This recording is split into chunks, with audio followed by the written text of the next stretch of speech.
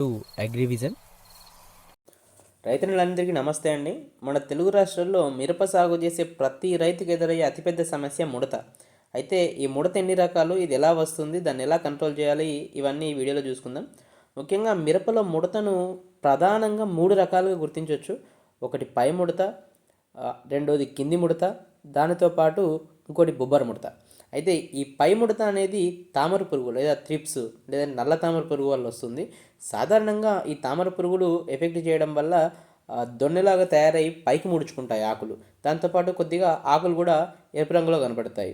అదేవిధంగా కింది ముడత, ఇది నల్లి లేదా మైట్స్ వల్ల వస్తుంది.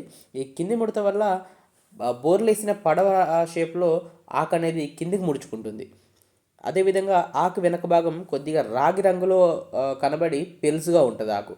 దాంతోపాటు బొబ్బర ముడత, ఈ బొబ్బర ముడతనే వైరస్ అని కూడా అంటాం, లీఫ్ కర్ల్ వైరస్ అంటారు. ఇది ముఖ్యంగా తెల్లదోమ ద్వారా వ్యాపించే వైరస్. ఒక మొక్క నుంచి ఇంకో మొక్కకి ఈ తెల్లదోమ ద్వారా అటాక్ అయ్యిద్ది అన్నట్టు. ఆకులు చిన్నగా అయిపోయి మొక్క ఎదుగుదల ఆగిపోయి గజ్జి ముడత లేదంటే బొబ్బర ముడత, గుబ్బు ముడత రకరకాల పేర్లతో పిలుస్తారు.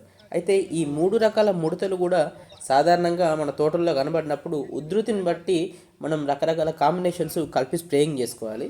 దీనిలో మనము పై ముడతకు లేదంటే త్రిప్స్కు చూసుకున్నట్లయితే ఫిప్రోనిల్ 80% అంటే జంప్ టెక్నికల్ కానీ, లేదంటే ఫిప్రోనిల్ ప్లస్ ఇమిడా ఈ పోలీస్ టెక్నికల్ కానీ, లేదంటే డెలిగేట్ కానీ, లేదంటే ఈ గ్రూప్ 30 మాలిక్యూల్స్ కొత్తగా వచ్చినటువంటి ఎక్స్పోనస్, గ్రేషియా, షిన్వా వీటిలో ఏదో ఒక మందు కానీ స్ప్రేయింగ్ చేసుకోవాలి. అదేవిధంగా కింది ముడత లేదంటే ఎర్ర నల్లికి ఓమైట్ కానీ, అబాసిన్ కానీ, జోల్టు, సీజ్మైటు ఈ 4-5 మందుల్లో ఏదో ఒకటి కలిపి స్ప్రేయింగ్ చేసుకోండి. అదేవిధంగా మనకు ఈ బొబ్బర ముడత లేదంటే ఈ వైరస్కి చూసుకున్నట్లయితే కనుక మన బేయర్ కంపెనీకి సంబంధించినటువంటి మొవెంటో ఎనర్జీ కానీ, పెగాసిస్ కానీ, లేదంటే ఒబేరాన్ కానీ, SLR 525 కానీ, రాన్ఫెన్ కానీ ఈ రకమైన టెక్నికల్స్ అనేవి మనకు ఈ వైట్ ఫ్లైకి లేదంటే ఈ వైరస్కి ఉన్నాయి.